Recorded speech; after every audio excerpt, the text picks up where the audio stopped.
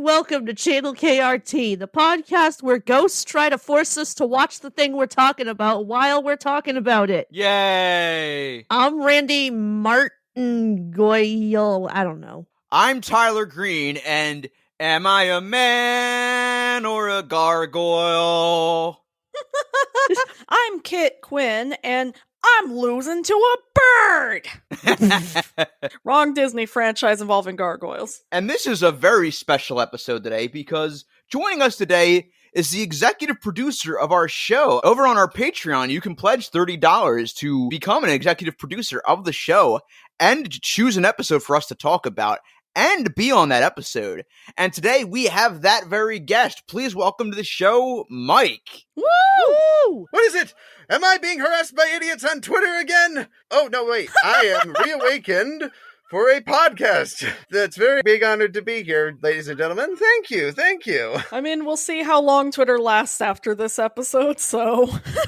3 weeks later, it is underground for 1,000 years into the future. We keep saying that, but Twitter never dies. Let's all just go back to Tumblr. If we are going to go back to Tumblr, we're going to have to lay down some ground rules. Number 1, no stealing human bones. Number 2, don't fake being a refugee with HIV just to write a Hamilton cannibalism fanfic. Number 3, Stop having Steven Universe discourse. Number 4, don't own a child slave in a foreign country. Jesus Christ. Oh, God. I forgot all about Sixpensy. So we are talking about an interesting relic of the Disney afternoon days, gargoyles. So starting with Mike, what is everyone's relationship with the show? Well, I actually have a pretty interesting relationship with the show. Now, I'm not certain about how old you three are. I'm 27. 27. Yeah, I'm a year younger than them. Okay, so, yeah, I was born, I think it was the same year the show actually ended, and I do remember, like, some reruns of the show, like, when I was a little kid, but I couldn't tell you the name of any episodes I watched, except for part of the Awakening 5-parter, and then many years later, when my older sister moved out, I was kind of at that stage where I'm debating whether or not I still like cartoons or not as a teenager. And as I'm cleaning out some of my older sister's stuff, I found a trading card with Broadway on it. Now, I don't know if this was hers or if it was one of her friends or something along those lines. And it was like, oh yeah, now I remember this show. And so it kind of sparked me to find the show on YouTube. Remember when it was all on YouTube, kids? Before the squeaking up the voice, reversing the images, or trying to find some way to get past copyright. Funny enough, I found out recently that episodes of Adventures in Wonderland are still on YouTube. Oh my god, actually, because I haven't paid my Disney Plus bill, I just decided to type in, Gargoyles Season 2, Episode 5 onto Google and pray for the best. And I actually found it on YouTube in pretty decent quality. The episode, though, that when I was watching it originally, that hooked me, and I was like, yes, I am committed to watching this till the end, was the Deadly Force episode, an episode that delves into the topic of gun violence, and so naturally Disney banned it after it was originally aired because, well, you could probably guess why. Or if you guys haven't seen the episode, I recommend watching it for yourselves. Just fair warning, it contains some a sensitive topic, and unfortunately a topic that's become more relevant as time's gone on. Now, for the record, you're welcome to edit this part out if you guys want, so. Oh no, it's fine. For what it's worth, we were going to talk about that episode, but we really weren't getting a lot out of it in terms of material because it is a dark episode. Oh, very, very dark. And I was amazed how hard they went. Holy crap. Like, they even show blood. Like, that was something new for the Disney afternoon at the time. Yeah, that was actually the version I watched when I was watching it, and I remember thinking, no, they didn't do that, did they? No, that's the version that's on Disney Plus because you get, like, the brief shot of Elisa on the stretcher holding the wound and you see blood. Yeah, but actually, though, they changed it to a censored version where when I watched it on YouTube after Broadway shoots her, you see a full shot of her on the floor and you see blood coming out of her torso But What? Yep, there's an uncensored like it's not a whole lot of blood, but it's like you see her lying on the ground and blood is coming out of her torso area. But they change it to the shot where this more censored version on Disney Plus currently. Knowing how the Disney censors are now, there's a non-zero chance that they probably would have edited it so instead of a gun, Broadway shoots her with a fucking ketchup bottle or something. It's Daryl Hannah's ass all over again. Yeah, let's just put some CGI hair around the blood. That'll be good. I mean, Disney Plus now has Deadpool, and they're going to have Marvel Zombies, and they have Logan. So I think at this point, they're kind of like, yeah, if we add in any censors, it's going to look weird. Remember, we can't show anyone bleeding from a gunshot wound, but we have Russia's Wild Tigers on our fucking platform. Go watch that, you little shits. I still haven't recovered from that. I'm working on it. Oh, God. So this is going to sound kind of weird because I've gone through various Disney afternoon hyperfixations in my life. I've actually never seen an episode of Gargoyles in full until today because I remember catching some reruns of it when I was a really little kid but otherwise, before today, I hadn't really seen a full episode, and it's kind of a shameful blind spot for me because, yeah, this show slaps. Yeah, no kidding. I'm in the same boat as you. Yeah, this is a good fucking show. I've only seen bits and pieces of it when it used to run on Toon Disney, which, side note, it's so great that Toon Disney was a thing because otherwise these shows wouldn't have had a longer lifespan. Absolutely. Like, that's how I discovered Aladdin, the TV series, DuckTales, Darkwing Duck, just so many great shows. Let's be real, it's why our generation has the DuckTales theme stuck in our head. Like, I was a huge fan of Darkwing Duck growing up as a kid, and that show was definitely, like, you know, a little bit out of my time, but I still loved it just because of Toon Disney. The other closest connection I'd probably have to Gargoyles is when DuckTales 2017 started to bring in a lot of the other Disney afternoon shows. They didn't bring in an explicit Gargoyles reference, but without any spoilers, they kind of added in a very blink and you'll miss it reference, which was overall pretty cool of it. So I mean, they do at least have Keith David in the finale, so there's something. Yeah, and then, of course, Amphibia has him now, so that one must have been a really fun throwback. Yeah, it's kind of insane to think that without Gargoyles and, to a degree, Darkwing Duck, we wouldn't have shows like The Owl House, Amphibia, Gravity Falls, and Kim Possible, even Phineas and Ferb to a degree, even though that's not really serialized. Yeah, it basically all connects in a weird way, and so it's so funny to see Disney say, ooh, The Owl House doesn't fit our brand, because it's like, you had Gargoyles, for God's sake, fuck off.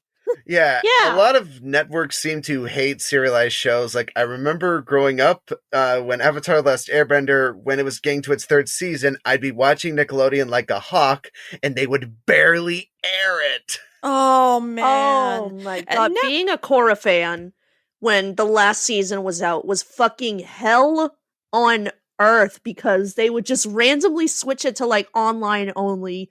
Keep teasing, like, you know, keep having like a super inconsistent schedule, never announce when new shit was dropping. Also, yeah, it was online exclusive on their website. The Nickelodeon video player was fucking broken as shit too. They swapped to online like halfway through season 3, and they were like, oh, because the show's so adult now. And it's like, And the video player was genuinely the most broken piece of shit on their website too. So it's like, You know what other show went to shit as soon as it became online exclusive? Community. Exactly. all right, so like everyone else here, I was a bit too young to be a Disney afternoon kid. I was born like probably about 5 years after they changed it to one Saturday morning. So I was always you know, ABC kids, you know, kid. My Saturday morning cartoons were just shit they pulled from Disney Channel to air on ABC. But like everyone else here said, thank fucking God for Toon Disney re-airing those Disney afternoon shows all the fucking time, because that's how I got exposed to them. And I was watching the shit out of Bonkers, Darkwing Duck, DuckTales, Goof Troop, Pepper Ann. Loved all those shows, but for some reason, I never really watched Gargoyles, although I would sit here and think, you know, oh, it's a pretty cool show. I should get into it at some point. And for 27 years of my life at this point, well, actually, maybe that's a bit of a stretch. I'll just say 20 years. For about 20 years at this point, I've been saying, maybe I should check that out one day. And now I did. And I don't regret it because this show actually is as cool as I thought it would be. Yes. Oh, yeah. You're and if right. you guys are supporters of the show, Greg Weisman actually announced, I don't know exactly how long ago it was, but I'd like to say 8-ish months ago, he's coming back to making comics of the show. And if any listeners are listening here, buy the comics. Hell Yes. It will help with the show. If or when Disney ever decides to reboot it, honestly. It's kind of surprising that they haven't. Yeah, because like I was saying, because DuckTales 2017 was like a big whole Disney afternoon cinematic universe after a while, and they were bringing back everything. And in a way, their Darkwing Duck episode was kind of a backdoor pilot for a Darkwing Duck spinoff, although I think the actual series they're planning is going to be a lot different, especially with Seth Rogen involved, but that's another story. Lexington probably best described the episode in one line. Kind of fun, but weird. Oh, yeah. Oh, Weird and aged not that great either. Yeah, it was kind of reported that during season 2, Greg Weisman was not exactly expecting this many episodes, because if you notice, there's 52 episodes in season 2, and season 1 and 3 have 13 respectively. When he was asked by the Disney higher-ups if he wanted, how many episodes he wanted, and he said, well, okay, we could do like 13, 26. And he's like, they were like, how about 52? And he's like, how about a heart attack? Oh, His exact man. words. Yeah, hopefully the animators weren't forced under a lot of crunch, because holy crap. Well, there was a lot of different studios that worked on it, so if you binge it like I was in the middle of it, you can notice like some animation. It looks relatively fine. Some of it's awesome, and some of it looks... I mean, I feel like a lot of Saturday morning shows have had moments with stellar animation and then downgrading to like janky animation. Cough, Batman season 4. Anyway. Although I gotta be honest, I don't think any era of Saturday morning cartoons will ever have more iconic animation errors than the 80s. Absolutely. That one scene from that Transformers cartoon with the fucking alien cat and how badly they fucked that whole scene Oh, up God. lives in my head rent free. The Indiana Jones without a face. The Super Mario Brothers Super Show. The part in Captain N where they just did not put a background in front of anything. It was just the cells by themselves. Oh yeah, it's the episode where they went to purgatory. And don't forget, like, the original American Sailor Moon, where everything just looked so stiff. It was just... Oh, thank fucking God they just decided to dub it. But at the same time, I'd love to travel to the universe where Saban Moon became, like, a thing. And that's just how we did anime forever. Could you imagine, like, fucking My Hero Academia or Death Note Americanized like that? Oh no, don't give them any ideas. Funny you say Death Note. I mean, a certain Netflix movie. Oh. Wait, no, we don't have to acknowledge that. Yeah, the Netflix app adaptation. You know, the one that has the white cop father beat up a black L. Ugh, God, don't remind Released me. in 2017, by the way. Say what you will about Saban Moon, but at least not only did the theme song slap, but they tried to be diverse. But anyway, going back to this episode, another way I would put it is, I'm sure this was somebody's awakening. Yeah, you can tell. Yeah. Oh, that was actually in my notes at one point, but we'll get to there. Something the writers barely disguise fetish. This is something that someone has definitely watched more than once. And also, I was amazed by the cast in this show, because holy crap, they got a lot of great people. Keith David, they got Jeff Bennett, Sally Richardson, Jonathan Frakes. Bill Fagerback. The late Ed Asner, R.I.P. I have a question. Was Rob Paulson in this? No, or he was, but he might have been in an episode, a different episode. I'd like to say he might have been in 1, maybe 2 episodes. Let me check. Because I was going to say Puck. Whoever's voicing Puck. That's Brent Spiner from Star Trek The Next Generation. Also, Jonathan Frakes' character looks so much like him. I kept wanting him to just come in and say, no, that's not true, and introduce it like it's beyond fiction. Tim Curry, E.G. Daly, Michael Dorn, Tress McNeil, Frank Welker. Gotta love that Disney money. And of course, Marina Sirtis, because they didn't have enough Star Trek actors, not that I'm complaining. Yeah, I actually went to the Next Generation reunion with Marina Sirtis. Was there along with most of the main cast because they were promoting Picard, actually. Yeah, and she said this one thing that you can cut this out if you want to, but when they were asked what they could do for the third season, she quipped, "We signed so many NDAs, we could be confused for one of Trump's mistresses." Oh. Also, John Rhys Davies, Clancy Brown, Sheena Easton, Cree Summer, Matt Frewer, all on this show. Peter Scolari, rest in peace, King. Holy crap, this show can shake hands with Lord of the Rings, Marvel, SpongeBob, and Honey, I Shrunk the Kids, the TV series. Holy crap. Jim Belushi, Peter Renaday, BJ Ward. God, so many great names attached to this show. Charles Shaughnessy. Holy Tony crap. Shalhoub, Tony J. Oh my god!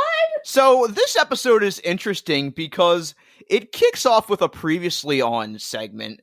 And I gotta say, I was confused at what the hell was going on. I actually thought for a second they were flashing all the way back to Deadly Force because of the gun scene, but then she pulled out the badge, and I was like, oh, okay, so they pull a Doc Brown with her. Elisa says, oh, god damn it, not again. Jesus. Yeah, I think the main reason for that is because at this point of the continuity, Demona thinks Elise is dead because that's from the Long Way Till Morning bit, which I'm unfortunately a very continuity nerd here, so... So Demona is the Lady Gargoyle, the villain, right? Yes. Marina Sirtis' character. And then also once they cut to the museum, I was like, whoops, sorry, I accidentally turned on that new Night at the Museum movie. I gotta say, with all these gargoyles, this reboot fucking slaps. Hell yeah. Yeah. I wonder if they ever use this show to promote Hunchback, because it'd be a missed opportunity if not. Yeah, I don't know. I think the last thing I need to hear when I'm watching the show is pour the wine and cut the cheese. Speaking of gargoyles from Hunchback of Notre Dame, we also unfortunately lost Victor's voice actor recently. Oh yeah. Aw, man. Rest in peace. I still personally think they should have made the Gargoyles and Hunchback just a full-on Seinfeld reunion. You've got George. Just go the whole way. Get Jerry. Exactly. Get Julia. And get fucking whatever Kramer's name is. I forget. Also, when it cut to Elise in disguise with Demona and then Goliath comes out and says, no, but I can, I was like, did Ragnarok steal that line or was it the other way around? So did that other security guard know what was going on, or was he just a casualty to these fucking gargoyles? You know, for a museum full of dangerous mystical objects, they really did not seem to put a lot of funding into security. They just cover the mirror with a blanket and say, that'll hide it from everybody. It's like, that's gonna increase suspicion. Nothing suspicious about this mirror-shaped thingy here. Let's move on. All right, so what we're gonna do is when we're bringing our, top secret nuclear arsenal through, we're going to put like a little tablecloth over it, and we're going to put a sign over it that says definitely not a nuke. And then also when it cuts to the guys taking the mirror all the way to the mansion, they're like, who lives here? Dracula's daughter? I was like, wrong Universal Monsters movie. And now guess who gets to hand the mouse a cease and desist? Huzzah. How's it fucking feel? Don't make me root for Comcast, god damn it. And then they just have a TV in the middle of the museum that Hudson's watching. Sure, why not? So here's what confuses me is that, so we have regular gargoyles, which are basically humanoids, but we also have dog gargoyles. I think Greg Weisman once said that they're like gargoyle beasts or something like that. They're not exactly full blown, but they still have the same biology as them. That makes sense. Again, that's secondhand information, so the source I could have heard it from could have been just as equally full of it, So they're not potty trained. We need Frank Welker to play a dog, and we can't have a normal dog fight alongside these gargoyles, so... It comes full circle when, spoiler, he actually does turn into a dog later. We need a fucking cute little gargoyle dog to sell more toys. Exactly, that was the Disney marketing department. I was half expecting he'd turn out to be like a dragon or something. That would have been cool. Oh, yeah. And then also when they say, that's Titania's mirror, I was like, oops, sorry, I turned on She-Hulk by accident. And right around here is where we get introduced to Puck. And I can't really explain why, but Puck is really giving Twink energy in this. Oh, definitely. He would have been a Tumblr sexy man if this were made today. Oh, for sure. He should be a Tumblr sexy man. I can definitely see it, and it is completely opposite of what Data is known as for Star Trek The Next Generation, so... Show of hands, how many people survived the Peter Pan dumb on Tumblr? back in the day. Oh god, did. that fucking thing. I completely avoided it because I don't have Tumblr, so. Yeah. If this were made today, thank fucking God there's no Puck face character, because he would have been harassed to hell and back. Also, Demona keeps him in chains, and I was just like, again, someone's awakening. Come on, Demona, he doesn't like you like that. Read the room. Well, especially since Puck says something like, humans are fun to be around with. Oh, are they? Jesus. I think I basically got this confirmed based on what I've seen on various internet forums, but this show definitely invented monster fuckers. Oh, no. I mean, looking at Elise and Goliath, I'm just like, yep, that checks. So her plan here is to use the mirror to wish Elisa away so that she can have Goliath all for herself. So what is their relationship specifically? Is she like his ex or something? It's not confirmed if they were married in the beginning, but she was actually a member of their clan. But she's essentially responsible for spoilers for the Awakening 5-parter. Does anybody object? Nope, I go don't- ahead. You know what? I don't mind. It's a nearly 30-year-old show. Okay, I don't well, care. anyway, she made a deal with the captain of the guard of the castle that they were living at, where he would help get rid of all the humans that were in there, and the Vikings would come in, take all the humans and the treasure, and leave the castle for them. However, the leader of the Vikings didn't trust the Gargoyles, so Goliath, Hudson, and all the others were away, like they were hiding, and the Vikings destroyed all the Gargoyle statues there, except for our main heroes and some eggs that were laid there. She made that deal, and then she's lived all these years because she doesn't trust humans. So hence why she asks Puck at first to get rid of all of the humans. Which of course backfires. Oh, yes. Yeah, so she initially wishes for Elisa to go away, but it eventually turns into her becoming a gargoyle. Yeah, which, if they could use that magic through the mirror, like, why weren't they doing that to begin with? Like, Look, more toys to sell. Yeah, and Puck does say, hey, does this look like Aladdin's magic lamp? I have limits, you know. Coming up next on Disney Afternoon. and they do kind of emphasize that afterwards he does end up being really exhausted from having to use his magic so much, but he's also got so much energy while floating around, so it's like, kind of giving mixed signals, my dude. Well, he actually he's based off the trickster from Midsummer Night's Dream, hence why they also reference Oberon and Talia, which were two main characters from A Midsummer Night's Dream. So he's just trying to have fun with them, which Elisa does say Puck was just a harmless trickster, so... But obviously this is anything but harmless. They really do hammer that in earlier on in the episode by talking about Shakespeare and everything. Funny enough, during my original watch through, I was actually reading Macbeth at the time for high school. Nice. I feel like this show would have definitely fit in when I was reading both Macbeth and A Midsummer's Night Dream, as well as Hamlet. When Elisa gets turned into a gargoyle, I was really expecting Demona's plan to backfire because it turns out he's really into that shit.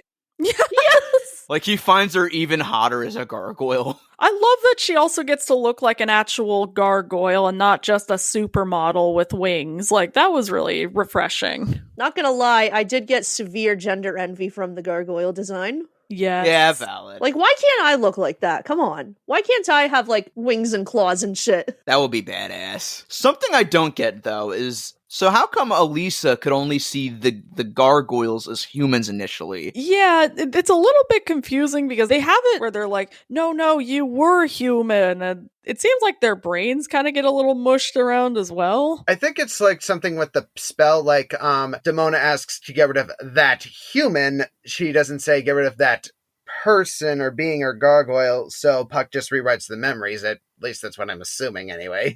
That makes sense. So in the comments of the video I saw for this, someone said, I love how maliciously compliant Puck is with Demonia's demands. And yes, malicious compliance is my favorite fucking trope. I love him for that. He has given her what she asked for, but he's doing it in like the accurate genie way where it's like, well, you weren't specific enough, so oh well.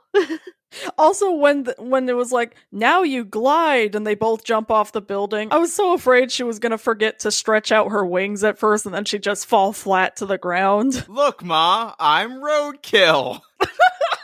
Speaking of Eliza as a gargoyle now, there's one part where Goliath's like, I never realized how beautiful you were when you were human. And she's like, you thought I was ugly before? And he doesn't answer. Saved by the updraft.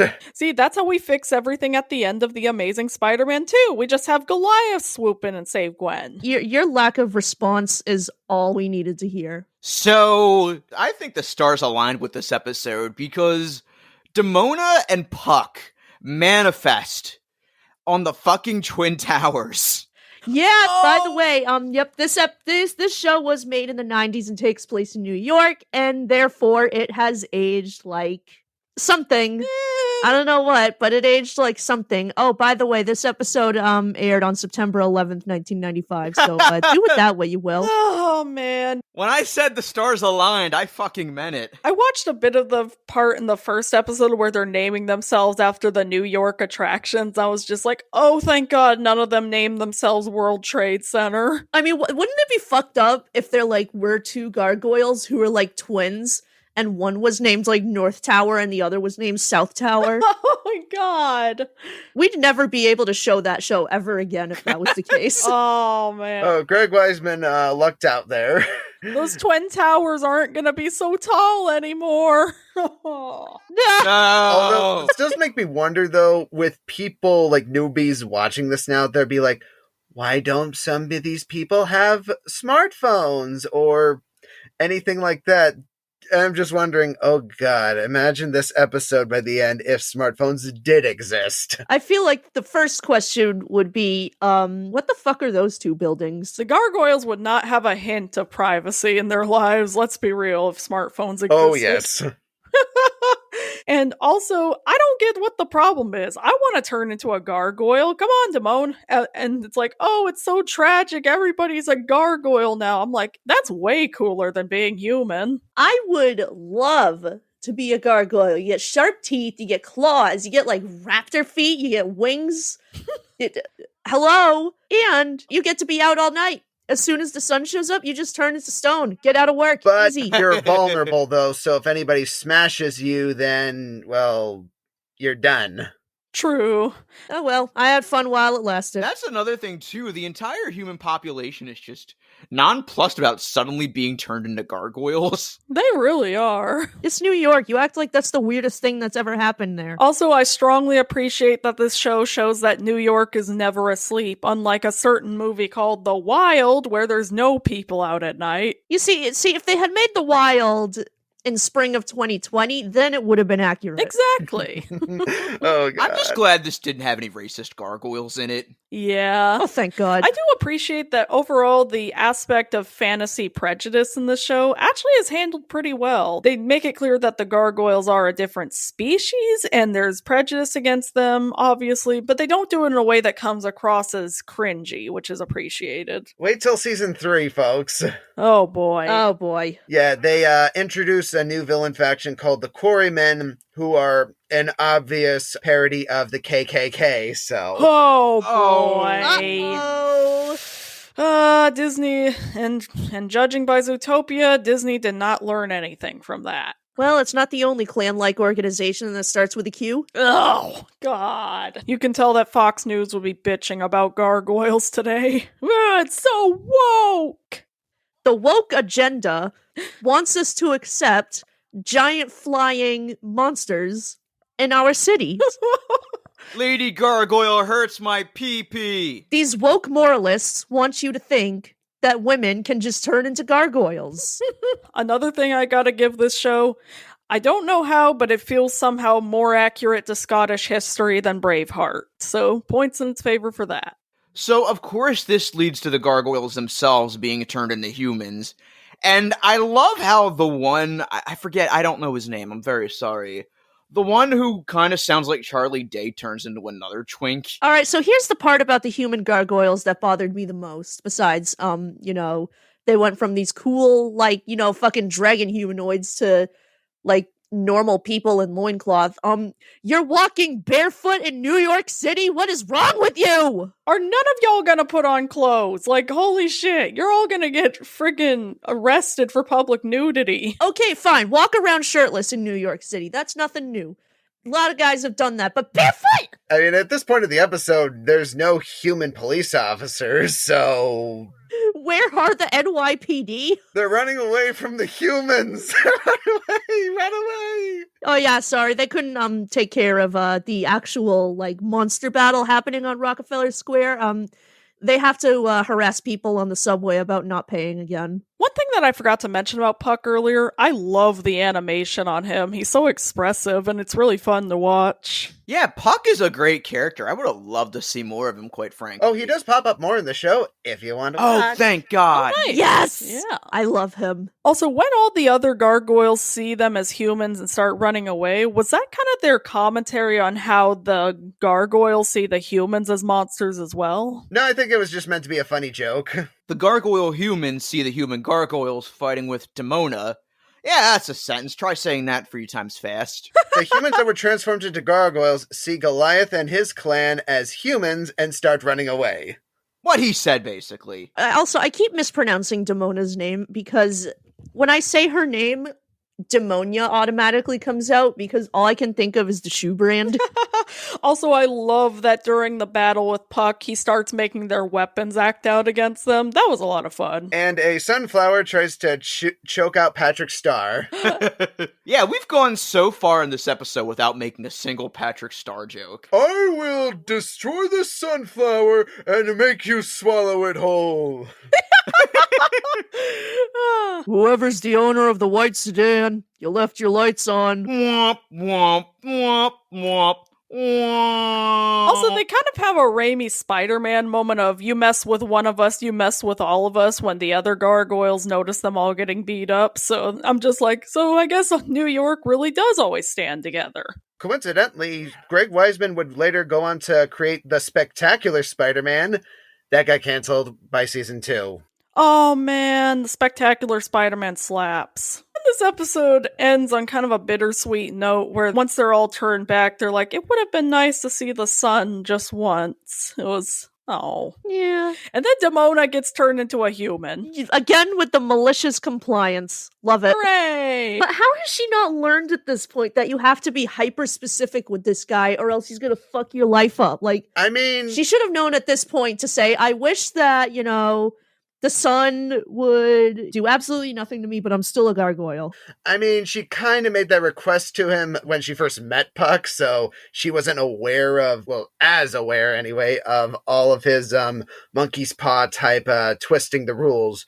Oh, you meant to get rid of these gargoyles. I thought you meant Goliath and his clan. Whackity schmackity doo. It all comes together.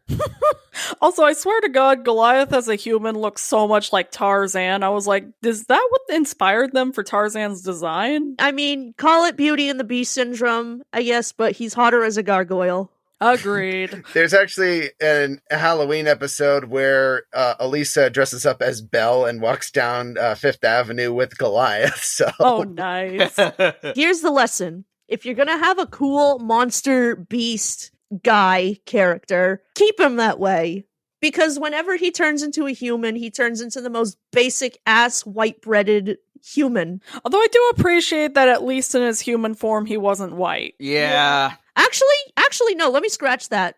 Goliath is what they should have done with the beast. So when they turned Goliath from a gargoyle into a human, which kind of a downgrade because, cool monster to human, but they actually kept him looking like how he is as a gargoyle, whereas with the beast, you had this big, huge, awesome, fluffy bear, wolf, buffalo thing, and you turned him into this bland, skinny, long-haired, basic Disney boy. Looks and acts nothing like the character I fell in love with. Exactly. Come on. Oh, man. I think I heard a rumor that one of the animators said that no matter what design they came up for with the Beast was that nobody would really like it because they fell in love with the Beast, not whomever this white guy is. They could have at least given him a beard. Have it end like that episode of The Muppet Show. Have her turn into a beast as well. Hey, I mean, that's what they did with Shrek, and that's one of the most beloved movies of all time now. Amen. All right. So, yeah, very solid keep the tapes. I really enjoyed this overall, and depending upon the amount of time I have, because I have so many damn series to catch up on, yeah, I'll definitely have to check out more when I get a chance. Yeah, this show goes hard, quite frankly. Definitely going to be a keep the tapes for me as well. I'm kind of surprised I never gotten into it. Hardcore keep for me, too. I mean, let's be honest. At the moment, I cannot think of a single Disney afternoon show where I would say burn the tapes. I'm sure that's due to change at some point, but That'd probably be me with Quack Pack. I have never seen Quack Pack yet. I know it's cringe, but I bet it's going to be like my favorite flavor of cringe, and I'm going to be like, I have to keep it. Valid. But yeah, that's just yet another banger from whoever was in charge of the Disney afternoon shows. I'm like so invested in this now. I'm going to have to definitely watch more of this, and I'm going to have to go back in time and yell at my child self for not watching this shit. All right, Mike, how about you? Oh, let me, I'd have to think, Puck, what do you think?